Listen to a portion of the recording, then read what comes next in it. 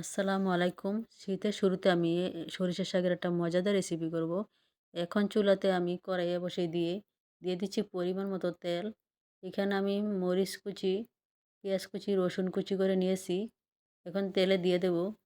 দিয়ে আমি বাদামি কালার হওয়া পর্যন্ত ভেজে নেব।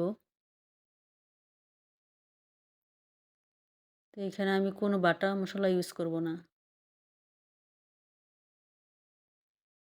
তো বাদামি কালার হওয়া পর্যন্ত আমি ভাজতেই থাকবো। ভেজে নিচ্ছি এখন।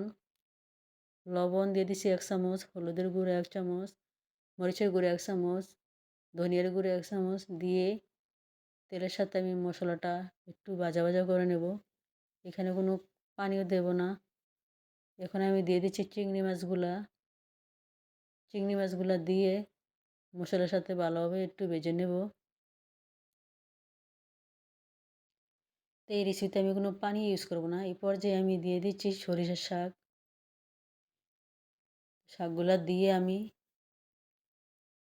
এখন উল্টিয়ে পাল্টিয়ে একটু কষিয়ে নেব মশলা আর চিংড়ি মাছের সাথে। এখানে আমি কোনো পানি ইউজ করব না। শাকে যে পানি থাকে ওই পানি দিয়ে রান্নাটা হয়ে যাবে।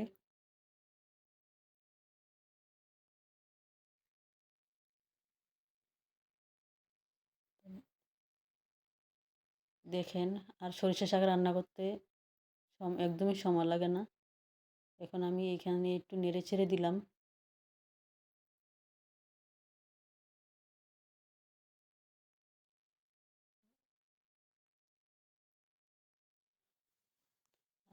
হয়ে গেল তরকারি।